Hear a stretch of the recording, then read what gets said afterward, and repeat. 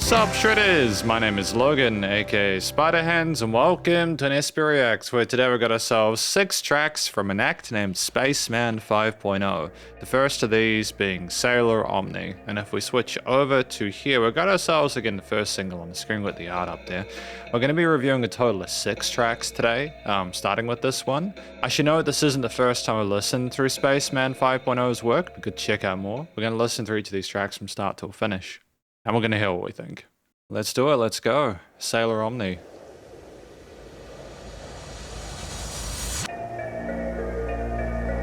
I like the use of the wind.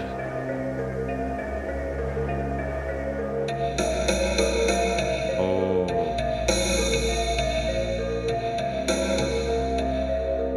That panning is kind of surreal, isn't it? Filtering.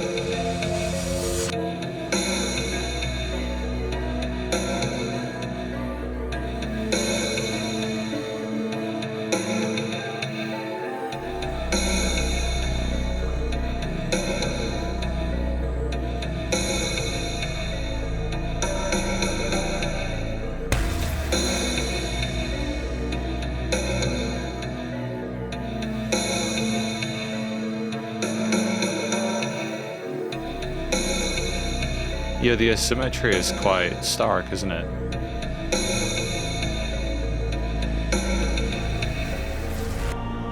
Okay, cool. I'm glad it resolved.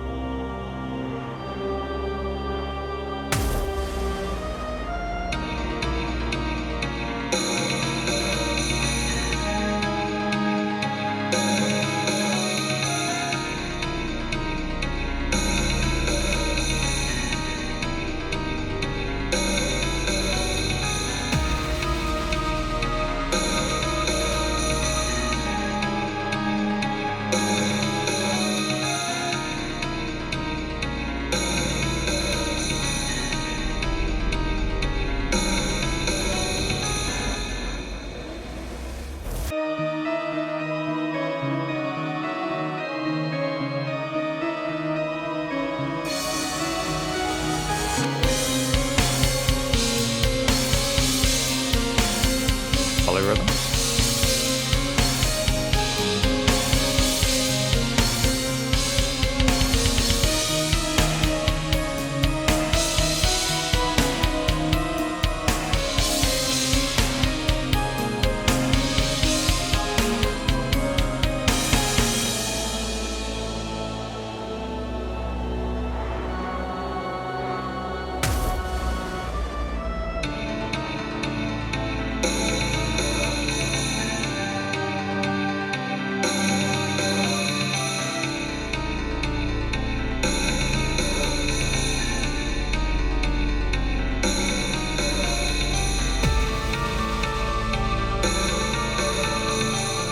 It kind of gives me the impression that I have hearing loss in my left ear, and exclusive of I'm not sure how if I like that or not.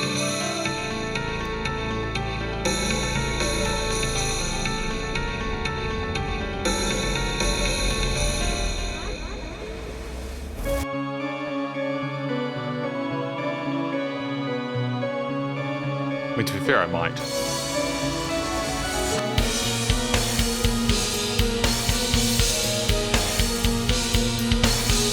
But I got hearing checked.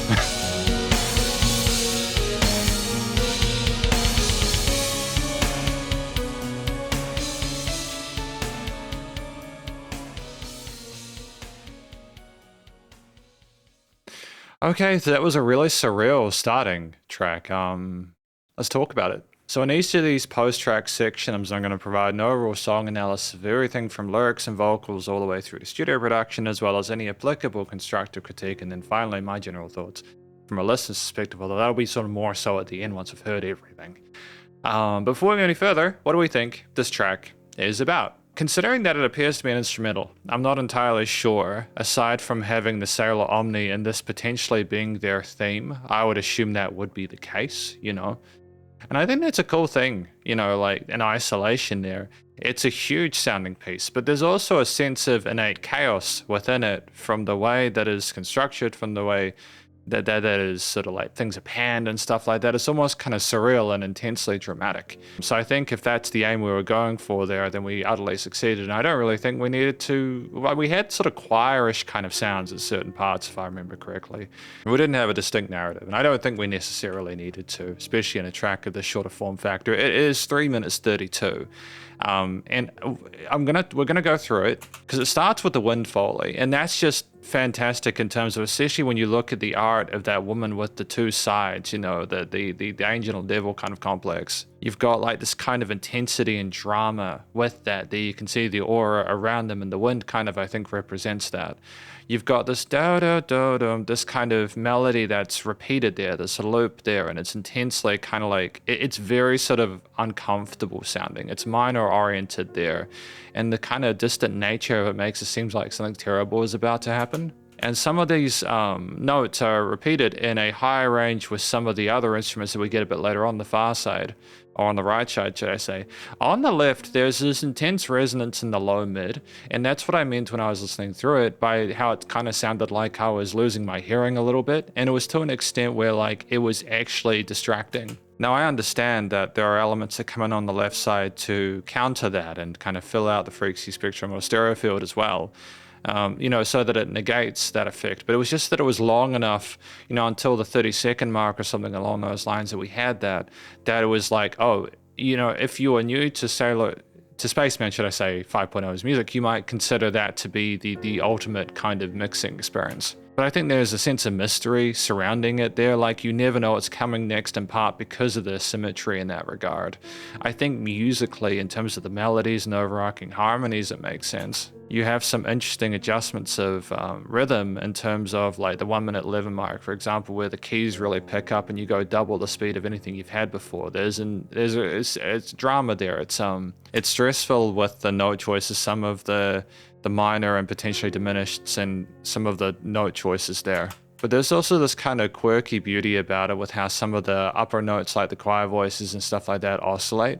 It's kind of beautiful and almost otherworldly. And when you do get the organs around the 145 mark there, it does seem like the end of days is arriving, especially when things aren't necessarily trying to behave nicely with others melodically, and you've got some uncomfortable kind of dissonant harmonies and intervals there. I do dig when the drums come in around that 2 minute mark. I feel like the use of different sort of like rhythms, like polyrhythms or polymeters there, is just a fun way to switch things up and to make use of the new element there at the kit. Even though we had percussion beforehand, it's just nice for it to be a bit more developed at the slate stage. Nice shimmers on those crashes there, nice and punchy. And considering it's a through composed track, that development and addition of the ingredients makes sense. To be fair, we do return to the lack of leveling in terms of the frequency responses between different sides of the stereo field near the end there.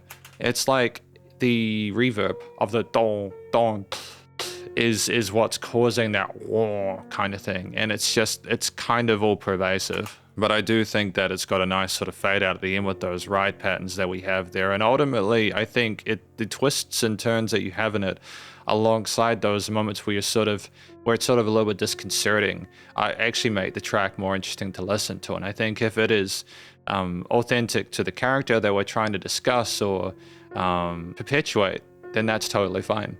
Just the use of phasing in some parts, such as the 20-second mark or 27 mark, for example, on those wow, wow, wow, are just a kind of a neat idea in terms of post effects. Like thematically minor leaning, clearly this is a terrible time, like something horrific is about to occur or has occurred there, and it's surreal and intensely chaotic. And I think that the chromaticisms, the uncomfortable moments there with how some of the instruments interact there is endemic of that. That's great, honestly. I think the theme, the different melodies, different arpeggios and different notes and how they play at different rhythms, quarters, eighths, sixteenths and stuff, as well as the different polymetric parts to elicit a sense of, like uncertainty, is effective. And there's no point where there's any filler, and there's no note out of place. And I like how, again, it resolves to it really commits to the bit with the different sort of parts of the stereo field near the end, returns to that. Studio recording, mixing and mastering wise, You know, again, I've given my thoughts on how I feel about the way things were split between the different sides of the stereo field, but again, we do show that we can handle both sides and that you're not actually getting hearing loss when you add some of like the different keys or organ parts or like some of the other elements there. It's great, you know, like in terms of how it plays around with you a little bit. It's kind of twisted. Things are generally well leveled when deliberate in the frequency spectrum. There are resonant frequencies, but again, I think that's deliberate, especially with some of those reverbs and such. You can hear everything in the mix clearly. There's interesting reverb and echo tails. Nice and loud, but a pumping bus compression limiting is handled. And yeah, it's a good start to proceedings. We have Odourless Maiden with Spaceman 5.0 and Arusha.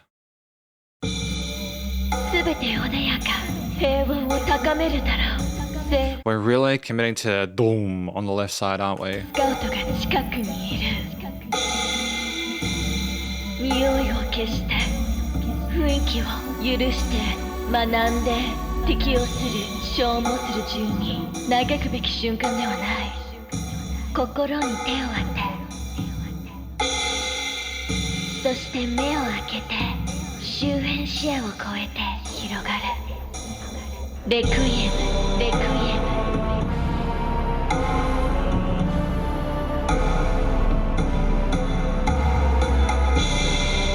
I wish I understood Japanese better. I really do. Like, I've learned a little bit of it, but not enough to understand it.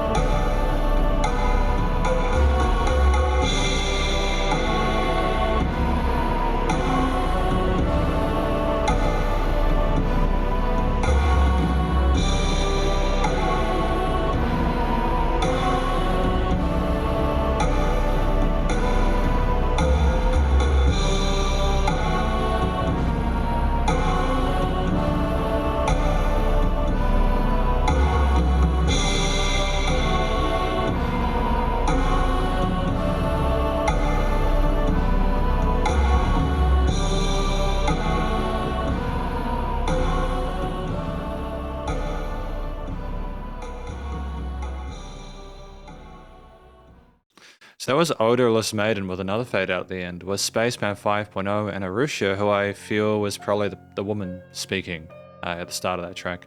I'm going to level with you again. I'm not familiar with how Japanese works. I've studied a little bit, but definitely not enough to be able to understand this, or at least I'm incredibly rusty.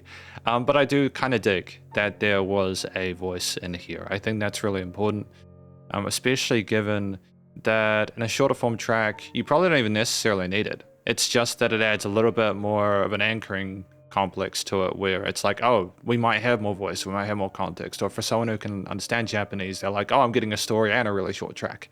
So it's kind of like two things in one, right? So I think that's kind of neat. I assume that was potentially the Odourless Maiden talking there, the woman kind of providing their sort of perspective on things. They kind of look like they're see-through in the art, so it could be like they're a ghost or something like that, I'm not sure. At like 1 minute 51, it's a lot shorter than, Sailor Omni, and that's totally fine. I don't mind that at all. I think that if you can make the most of a through composed track within... In fact, ironically, I feel like there was less range in this one than the previous one. It was almost like we stuck with a theme when we knew it was like short enough to be able to kind of repeat it and adjust as required. It was very kind of soothing almost with the steady groove and tempo and pace of it. Or like almost meditative with the kick and dom and those kind of like taiko drums that we had there. It was like an interesting, very kind of like... intensely emotive vocal part with like filtering on it to kind of make it seem like it was far away, and it was almost hypnotic in its approach. I think some of the synth parts that we have as well, those phases and sort of like the pads, are kind of fascinating in part because what they do is they kind of make you feel like you're floating in an ether as you talk to this person.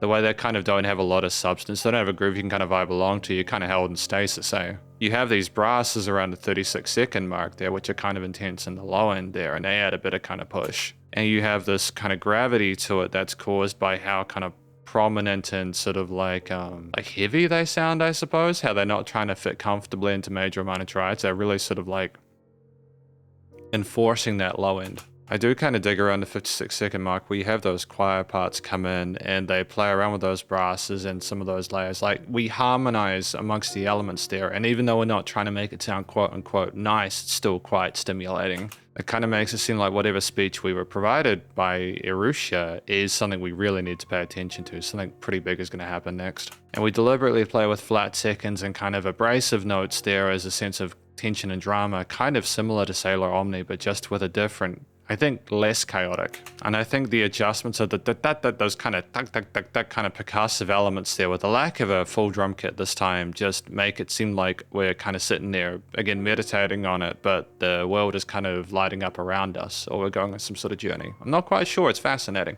Either way, though, I expect the creativity of it. I think, you know, thematically, with the kind of minimalist instrumentalism going on, even though it's individually complicated between the instruments, you know, I mean, aside from like some of those percussive hits, I think it's almost meant to be like not whole tonish necessarily, but deliberately chromatic. It's not trying to commit to a major or minor specifically. It's more ambivalent in its tonality approach. It's almost like you're sitting there needing to be aware of whatever could come your way, no matter what tonality it is. And that can be a risky kind of setup, because especially when we don't understand necessarily what's going on with the vocals, we might need a bit of sense of direction in terms of how to feel. Like, again, if things are ambiguous or ambivalent, you know, we might not know what to think. But like, again, that it's almost like we're encouraged to think about why we are where we are listening to this track. And I kind of like that. And by the time you're done figuring that out, the track ends. It's short enough to be able to get away with it. In terms of the studio recording, mixing, and mastering, we also have a similar approach to the asymmetry with the panning and the frequency responses. We do have a kind of a more percussive, reverb, kind of mid-range orient to the left side again, but I don't mind it necessarily as much now. I maybe I'm just used to it, or maybe it's just less pronounced. It could just be like there's a low end resonance there, like a sub resonance, and I'm picking up on that. That maybe is a bit more prominent than I was expecting. But as we get into those mid to upper ranges with the choirs and keys and other pads and strings and stuff like that, you in the brass, you really do kind of lose track of that side part. It becomes a part of everything else building up, and so it's totally fine. I think it's just, again, it's a shorter form factor and it stays less with that orient, so it's cool. The leveling in general is quite good. I'm happy with the way that the vocals were put in there, nice use of filtering and stuff like that to kind of make it kind of a bit more sort of like floaty and like lo-fi sounding.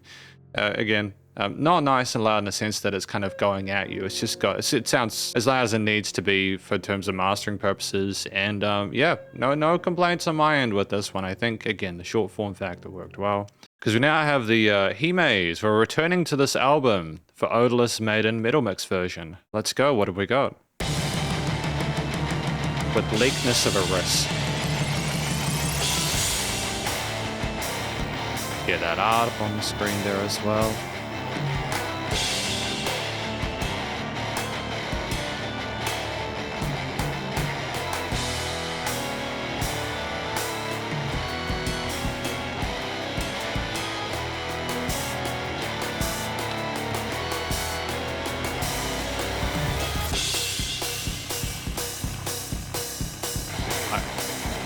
That's a saucy guitar line and a guitar tone.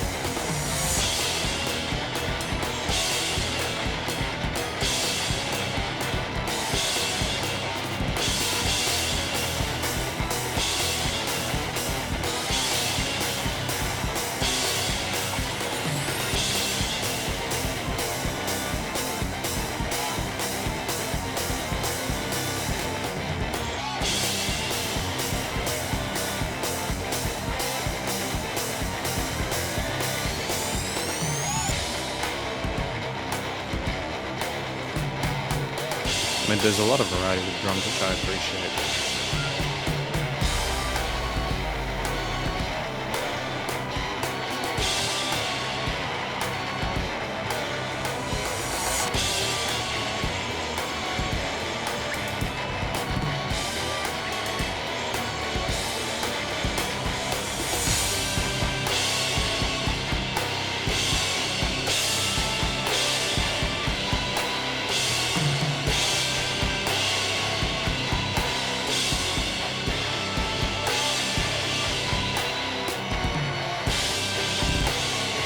with that double kick.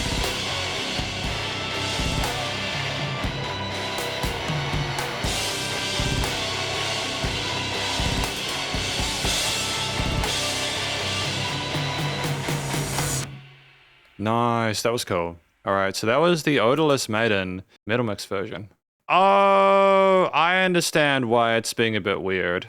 So I've just realized something. I think odorless. It's smelled differently in this. It's Oudour. So that's why when I was looking for it on Spotify, it initially was being a bit kind of like problematic. Okay, cool. So that was Odourless Maiden with Spaceman 5.0 Bleakness RS, with Sammy Spaceman as the composer. I think that this track, it's a different version of Odourless Maiden, the track we had before. I kind of think that you could have established more of a connection to the original by including that voice line, but I also understand we wanted to do something different with it instrumentally.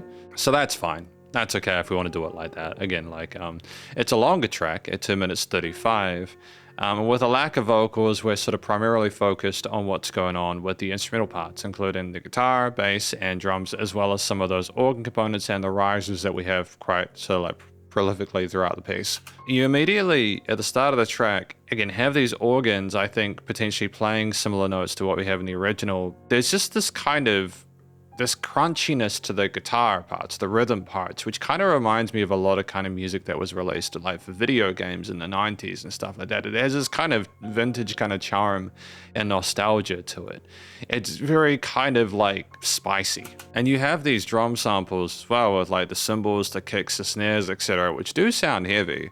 They kind of remind me of video game music from like the 90s. And I kind of like the fact that there is a sense of dynamic range to those drums as we go through the varying sort of quarters, eighths, triplets, and sixteenths, as well as some potential 30-seconds as well, and some 16th triplets with some of those double kick parts. The drums are phenomenal in this piece. There's so many different grooves and fills and chops. As well as the guitar, to be fair, we have a wide variety of power chordal and sort of alternate picked melodies and on the guitar and strings, and we use some pinch harmonics and natural harmonics, and we play around with the organ in the background that's doing its thing, and we do harmonize neatly with that, and it is heavy, to be fair. It's definitely metal. The rises that we have consistently throughout it, I think, are good for the most part. I feel like kind of if we'd had less, we would have needed to have a lot less, because like at the amount we have, that kind of rises up for every sort of main new component.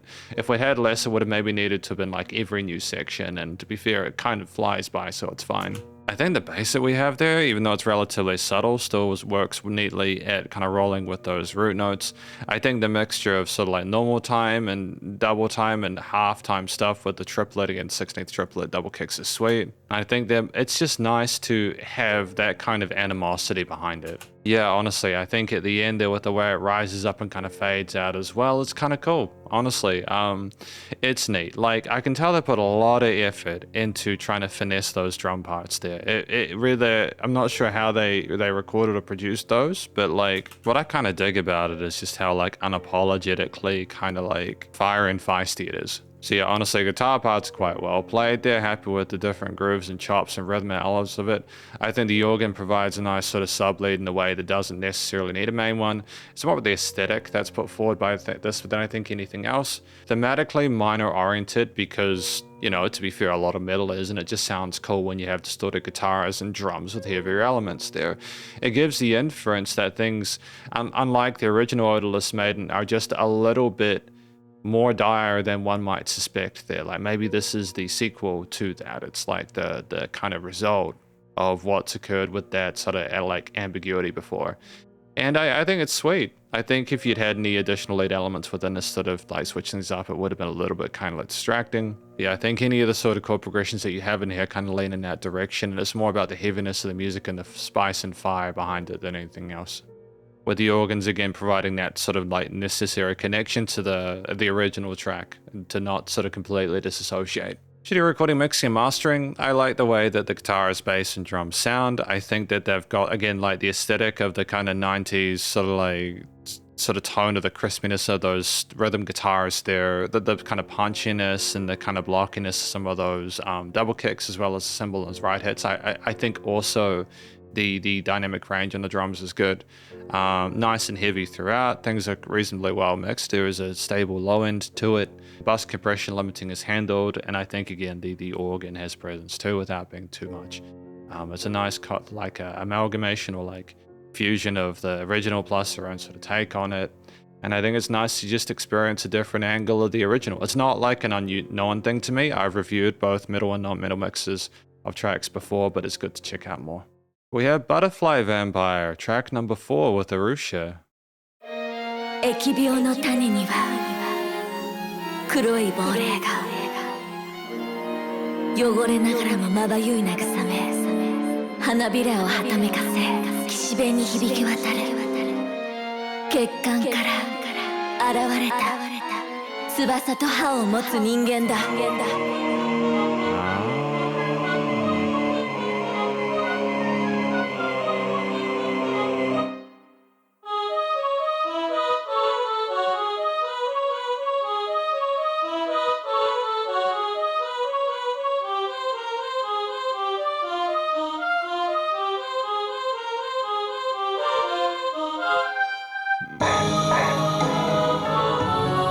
It's interesting because when I am not sure about the panning, we pan it, and then when I feel like there could be panning, we don't. In certain situations, anyways.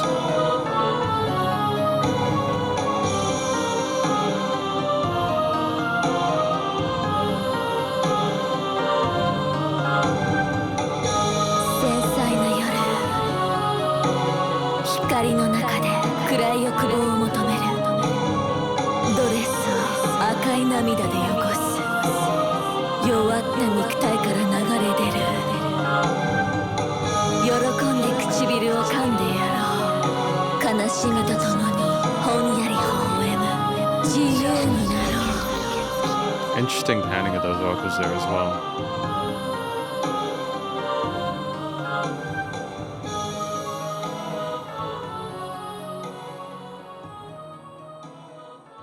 So that was just another short track as well. And it was through composed, and I kind of dig that. Butterfly Vampire with Spaceman 5.0 and Arusha. There's also an ambient version as well, which is interesting. I feel like the voicing in that track was good. Again, if you understand Japanese, then you'll be able to sort of get a little bit more kind of like mileage out of it. As someone who doesn't, I just understand that they're trying to communicate something.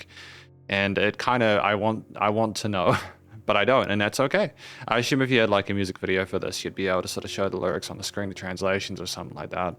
But like sort of, outside of that, which again is totally fine. You don't have to speak in someone's native tongue in order for it to be good music or to be effective. But if anything, it adds a sense of mystery to it. I think the strings around it, like with the vocals coming in pretty soon into the piece, at 1 minute 45, it's a very short track, and you have these kind of phased out kind of like pads in the background there, and it's kind of sort of surreal and mystifying. The strings kind of almost seem to provide almost like they're fluttering around the place, And there's like a sense of chaos and dissonance for some of the note choices, and I don't think we're trying to sort of behave ourselves within a specific key signature or like scale. As we have the vocals come down, like the choir parts there, it seems like something huge is about to occur, and it occurs in the center of the stereo field. And you have these other kind of flutters on the side as well there, and it's like the butterfly. I can hear the butterflies, if that makes sense. I can imagine that with the blah blah blah blah blah, that kind of stuff. I think that's kind of neat. It's kind of dope. I like how you can envisage it. I feel like you could have potentially had some of that call and response stuff going in the 40-second mark, going between the sides of the stereo field, maybe like 50-50, on left and right, before it went out fully on the far sides, but that's okay. We have some interesting ideas with arpeggios and melodies beyond that, with the vocal chops coming in again and kind of like going between the different chords. And I like the fact that it's not being too sort of loyal to a strict sort of like triad or anything like that. It does play with some sort of darker notes within the relevant scales. And you have the keys as well, kind of accenting certain notes there and providing instant rhythm kind of nuance to it. And we do a fade out at the end there, but it doesn't seem like it resolves itself, and I don't think that's the point. I think it's to establish a sort of environment for you to be able to relate to the Butterfly Vampire, and I think in that essence maybe it is just simply a little bit unconventional.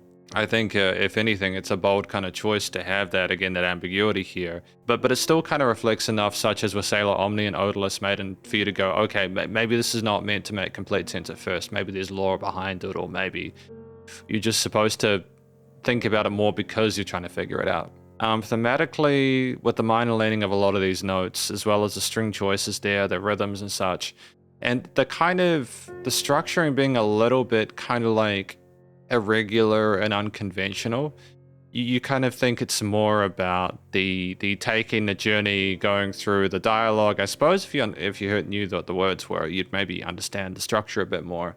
The way it kind of reduces itself and then comes back up there with the voices around it, it still seems like a kind of ethereal process. And I think, ironically, if you dissuade yourself from needing a specific key signature or chord progression in order for music to be effective, it gets to a point where you appreciate that it's kind of a little bit unusual, and it kind of sounds like a deity's appeared, kind of like Sailor Omni, for example. And you have the percussion as well in the background, which has got a similar kind of intent to what we had in Odourless Maiden, for example.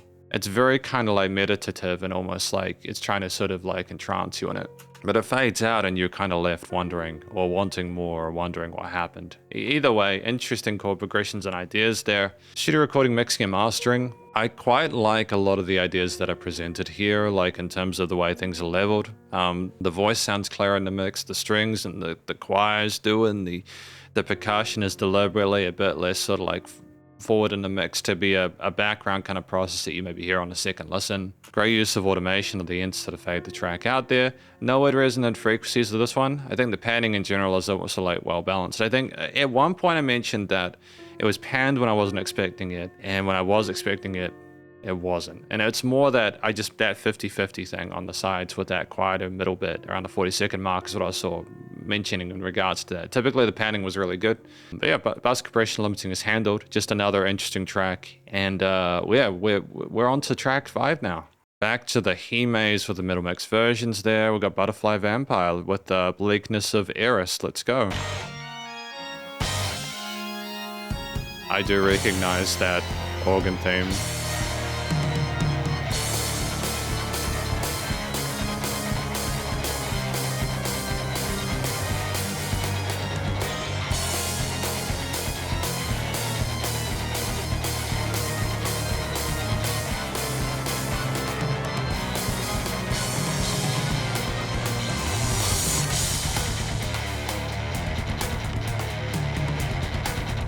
Oh, nice. Transferred some of those.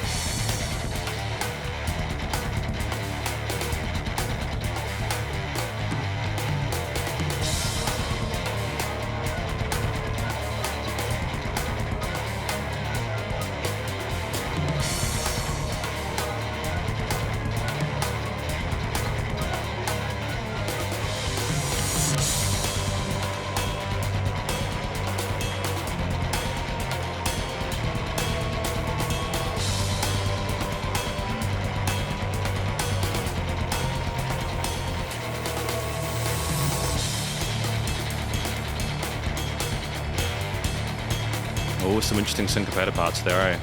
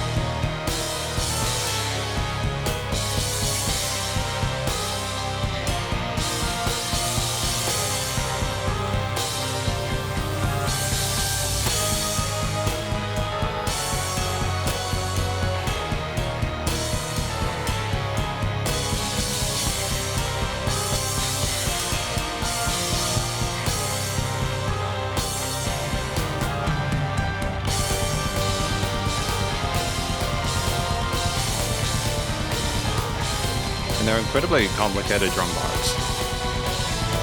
And I do respect the hustle behind that, you know?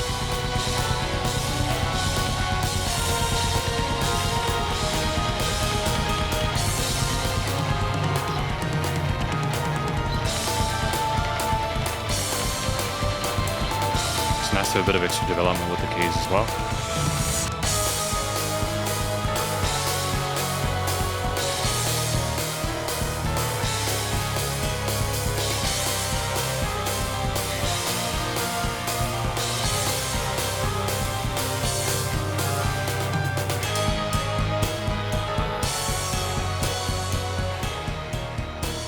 Go, go, go, go, go, go, go. All right. So that was Butterfly Vampire Metal Mix version, the 5th track for today. So this track was devoid or void void or devoid of the vocals. Void or devoid of the vocals that we had in the previous track, in the previous sort of Butterfly Vampire thing. And that's totally fine. That's a thing that we had consistent with Odourless Maiden as well, between itself and the Metal Mix version.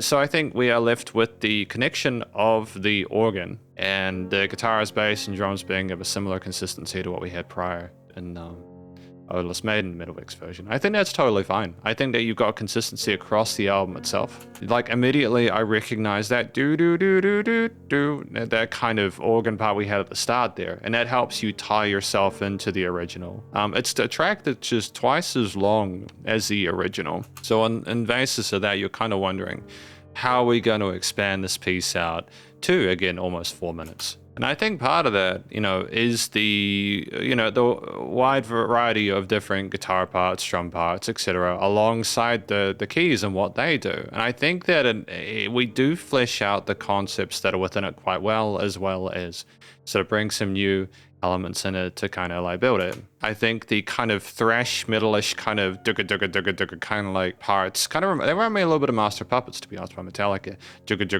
Like those kind of alternate sort of palm mute guitar mutes are kind of cool. And I kind of like the rolling those bluesy parts on the rhythm guitar as well that we play with these interesting note choices. It's really neat. With the drums in the background, doing these interesting 16-note ideas with a variety, like of different sort of ride and sort of like syncopated and on and off beat parts there. Also with some tom stuff included there, working those high toms with different transfers and being very sort of like proficient with the different hits. It's a very complicated thing to play on the drums. Like the drums in this track across the board are pretty wild. There are a lot of those beats there are kind of wild, but I dig the eloquence of them. And I like the fact that we're not just relying on we're doing some sort of like stuff that would be like beyond grade 8. I mean, some incorporating some sort of like dance grooves and stuff like that. It's like we're aware of the amount of time we have within this track to do what we want to do, and so we're making the most of it. I think the cymbal shimmer that we have around the 2-minute mark is neat, primarily because it allows us to sort of have a bit of sort of like rest from a lot of the intensity beforehand, to simply appreciate the kind of pedal noting organ as it flies across the piece. And I think it was sensible to split the track up a bit. Going into that halftime element around 2:30 mark with a lot of the fizziness of those rhythm guitar parts and the sort of like organ oscillating over top of it, the driving kicks pushing forward. We do move forward with, again, the normal time groove and the gallops and stuff like that. And I think that what I mentioned about the piano developing is that you do have more happening on the keys, on that right hand especially there, and they just highlight certain notes that add a sense of, they're purposeful in their approach. They're not just shredding on the keys, they're like building it up. And they play in between and on the notes and sort of like a bit of rhythm unison, and then we kind of mess around with expectations. And just ultimately, especially with some of those guitar harmonies around the 40-second mark, you just feel like you've had an adventure with it. I know that seems like a rather generic thing to say, but without a deliberate sense of purpose for something to follow lyrically, you're just kind of it's the journey, But across the board, quite well. Lots of different guitar riffs, lots of different bass, not necessarily a lot of different bass lines. The bass is quite sort of like subdued within this. The main focus is with the guitar, drums, organs, and keys within it. But I like the fact, again, as per Odourless Maiden, that we have some ties to the original whilst making it our own with the guitar, bass, and drums. The percussion is very different in this one. It's not just a kind of occasional hit to sort of set a feeling of meter. It is a full on a sort of variety. It's exploring the whole kit. Thematically, minor leaning there with some modulations occasionally. I do like the minor orient. I think when you think of a butterfly vampire, it maybe sounds a little bit kind of twisted as per the organ motif, but it's generally not a positive affair, so that makes sense. There's some bluesy elements within the guitar licks and parts that were kind of neat as well, just a bit of kind of groove and sassiness to it. So I think, yeah, it's difficult to sort of put a prime sort of like assessment of the overall main theme to this, but I think it has a sense of gravity whilst helping you to understand that things are a bit more than just one specific emotion. There's like a spectrum to it. Studio recording, mixing, and mastering across the board is pretty good. I'm happy with the way that the guitar, bass, and drums is leveled and the stereo field. You know, the music surrounds you in the headphones. That's something that's been consistent with these metal mixes, which I appreciate. The less discombobulating some of the other kind of stuff we had with the kind of experimental parts on the side. No weird resonances in the free spectrum. You can hear the organs, piano, guitar, bass, drums clearly, with the bass being more low-key, I think, just because if it's too prominent, it does kind of thump. And it may not be appropriate in this situation. Sidechaining, bus compression limiting is handled. No complaints on my end with this one. And so we just have one more track for today. It is titled the Overlord Iana Metal Mix version instrumental. Let's go, let's do it. Get that art up on the screen.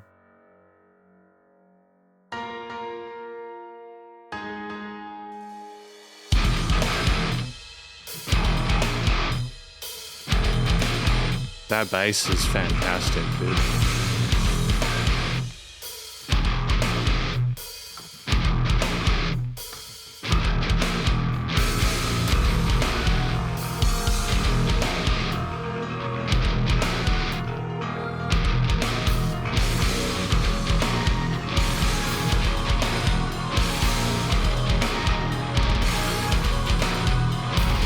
Yeah, so this seems like a different session to the previous tracks and metal mixes. I do like the tone of the drums and the bass in this. The bass is filthy.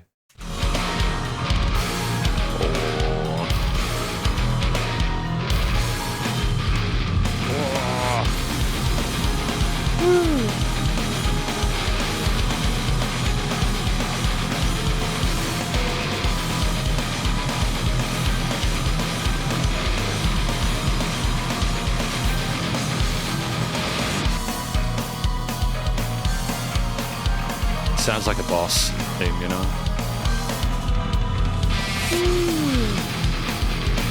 Sick fill as well on the drums.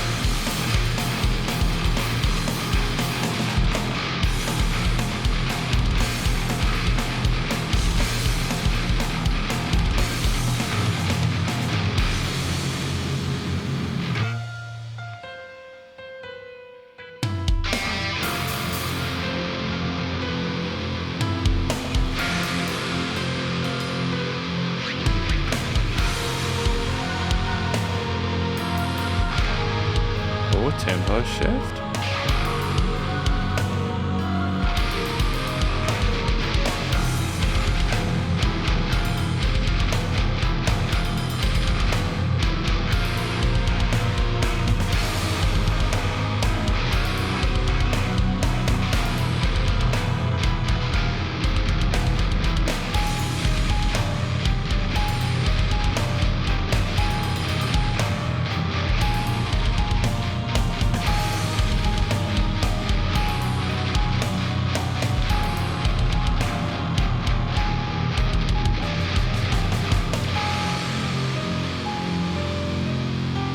Because we're using 8 strings, aren't we?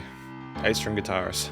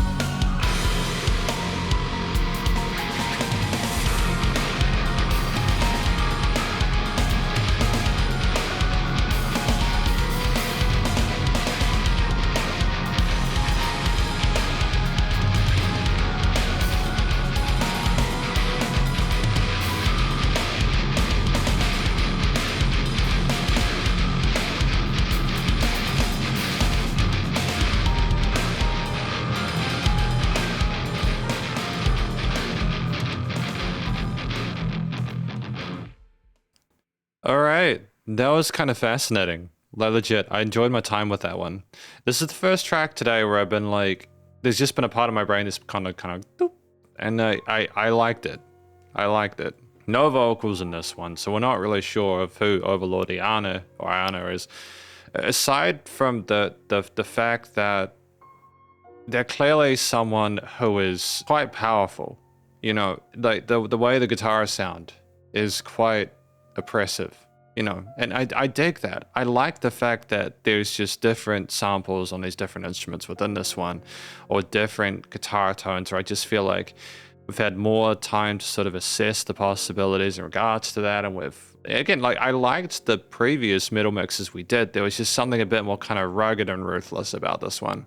This track at 3 minutes 47 is well fleshed out. Structurally, you know, as a through composed piece, I'm very happy with it. You have these, it's sort of keys building at the start there, and they come out of nowhere. There's automatic sort of like automation there. And I kind of like the down with the keys as well on the right side of the stereo field, as they're instantly fleshing out the panning side of things. But like, we don't really hesitate to bring in the guitar, bass, or drums either. You have a fun sort of groove, da-dun-da-dun-dum, kind of mixture of eighths and syncopated offbeats there, with the guitars and drums being kind of nicely in time with each other. And there's like a fizziness to the guitars, but there's sort of like a bottom to it as well. And it's well leveled. I do like the choir vocals that we have kind of like ruminating in that mid to upper range there, kind of going up and down there. It makes it seem a little bit sort of transcendent and spooky sounding. And the way that the keys kind of sparkle as well, but do so in a kind of wistful way there. There's like these tails on them, which makes it seem like they're full of menace. But like there's an intense heaviness as well, the triplet double kicks as well. Just it's like the tone of them is ruthless, dude.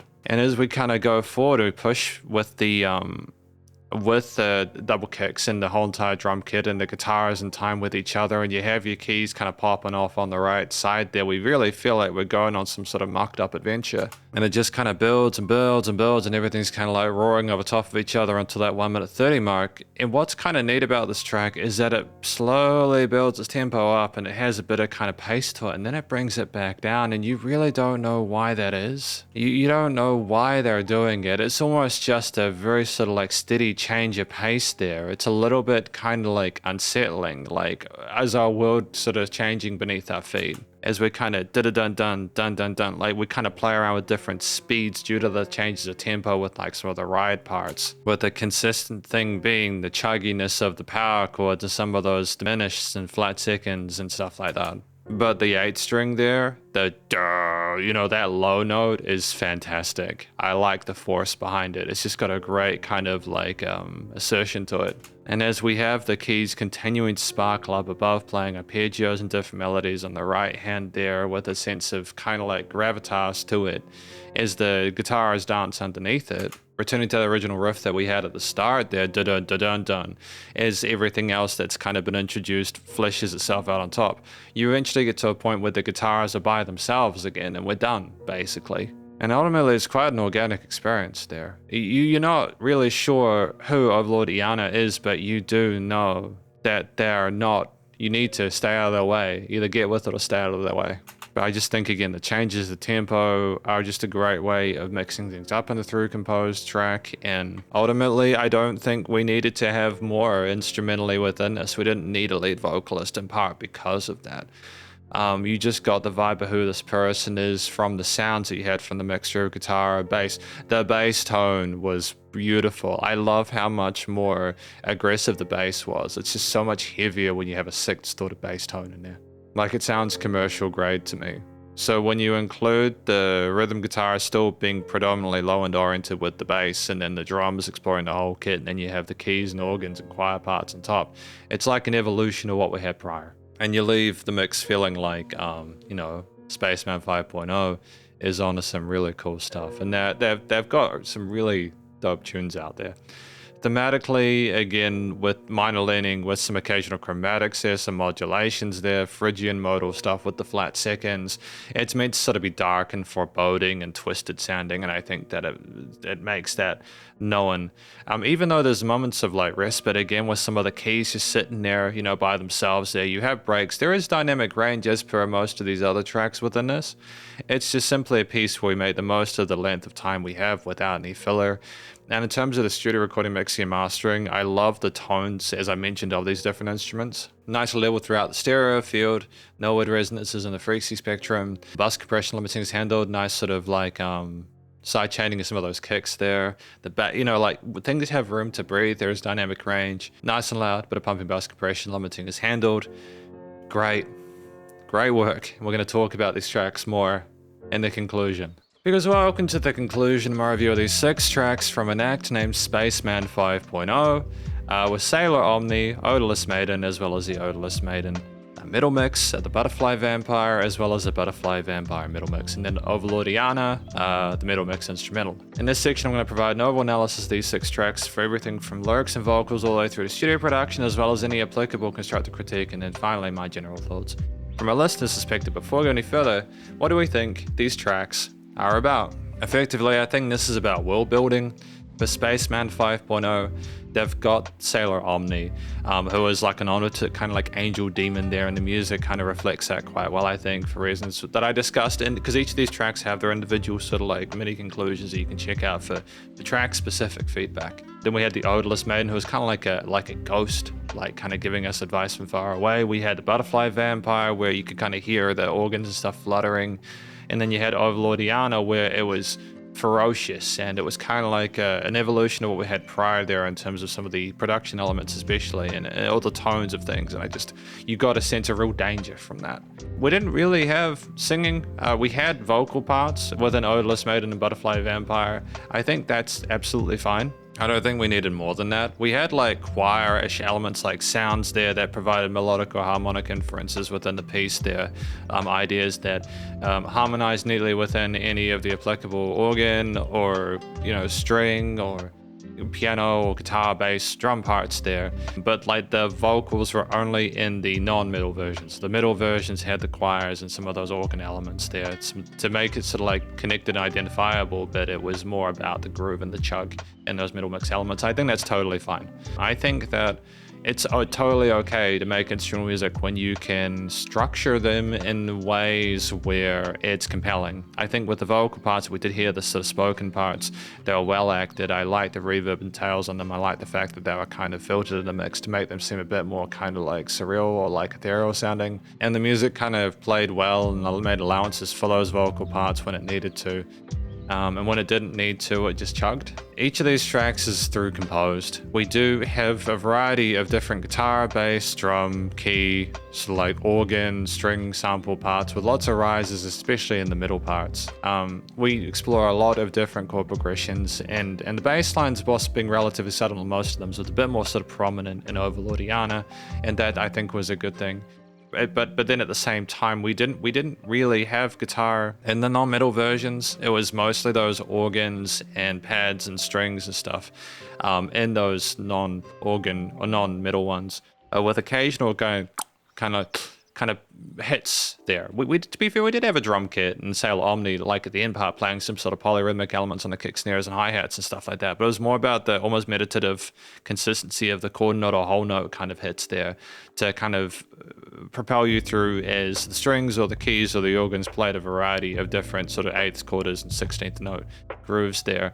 In those middle parts, we had lots of different sort of chugged power chord elements there, single string alternate picked parts. There was some natural harmonics, some squeals and pinch harmonics. Typically there was a good sense of rhythmic awareness, situational awareness for like the drum part, so the drums would make allowances for the guitars. The drums are absolutely crazy. We had a lot of different sort of like sort of kick snare and cymbal grooves there, lots of double kicks, 16th triplets, like and kind of more kind of like consistent parts there. We had some sort of like unexpected stylistic kind of elements. There's some sort of dance grooves as well, some offbeat kind of like rides and sort of hi-hat cymbal patterns and stuff like that. And it was very well articulated. The drums were very complex. They were kind of the main sort of star of the show outside of any of the kind of like main expected parts within those middle parts. It was just great to listen to all the different percussion ideas. And they were a huge contrast to the far more minimalist stuff that we had in the non-middle versions. But lots of cool fills. It was nice to have some ghost notes and accented parts in those as well, and typically very tight with the tempo and performance of it. And again, the bass was relatively subtle outside of the middle mix for Overlord Iana. where it just kind of was just foaming to be a part of it and just kind of pushed forward, was nice and tight with what was going on with guitar and drums, and it just was bombastic and made great use of the range and real estate it was provided. Nice use of compression with that as well. And it just, I think that was maybe, like, there were just different sort of aesthetics or styles of metal, I think. Again, I remember a lot of these metal mix versions reminded me of like the music from the 90s and like some of those PlayStation games and stuff like that, where like the metal stuff that you heard in those, and Overlord Iana was just a bit more sort of contemporary in terms of the production you kind of hear nowadays. I like that. Both are good for different reasons. And we had a lot of interesting kind of pill notice kind of organ parts there. We explored major and minor triads, some sort of like chromaticisms there, some rhythmic stuff going on, especially in those non-metal elements there, where like we kind of had, again, with like Butterfly Vampire, we had the strings or the pads kind of fluttering a little bit. And it was a kind of a surreal like experience, but then you could understand the symbolism there, so it was fine. But I think it adds sort of like a neoclassical element, especially with some of those pedal notes, and it kind of had a nice sort of groove with the drums, the organs that we had there, and as well as the choirish parts, more sort of like paddish. And amongst the chaos, some of those guitar, bass, and drum parts there, those held notes there provided a sense of harmony within the piece. The rises that we had is like more of an effects thing, was kind of cool in that it was just like, it set the mood for a new part, or it was a transitional device. Some tracks like had them more often than others, but when they were there, they were the right amount.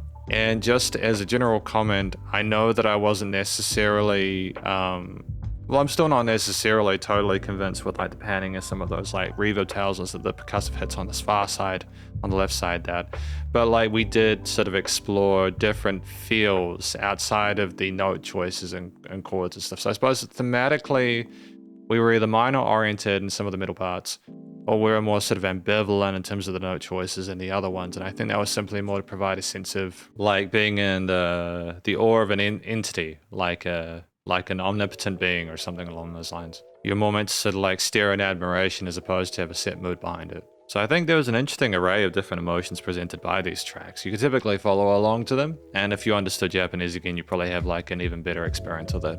Studio recording, mixing, and mastering for the most part was good. I did, again, clearly I liked Overlord Iana. I liked the way that the bass guitar and drums sound and how the organs, keys, and stuff like that sort of worked on top of that. Typically the tracks worked well in terms of their panning. Things were typically well sort of spaced out within the stereo field, left to right side to the headphones.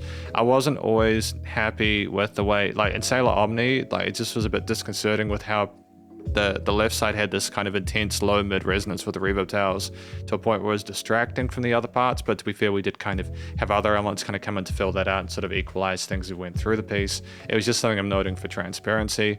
There were resonant frequencies in part because of that, but I feel like if you stuck with the track, you'd kind of get by that. It's just a kind of a brave move, 30 seconds of that. The individual instruments, like either they had distinct tones and textures which are both memorable and they're niched well with each other regardless of what we put in there. A mixture of kind of like video gamey kind of like sounds, or like more kind of like heavier stuff such as in Overlord Iana. The vocals with their filtering and reverb tails were nicely spaced within the stereo field and frequency spectrum and had presence, and it was nice and loud bus compression limiting was handled. There was dynamic range and it was good. It was good. So yeah, aside from the feeling of hearing loss I had on the left side there, which we understand what's going on now. I don't think I have hearing loss after listening to the rest of the tracks. I think overall it's really good. And from a final general listener's perspective, this is sincerely some of the most unique music that I've listened to. And I don't mean that in a patronizing way. I mean, like, it's really cool for people to be trying new things.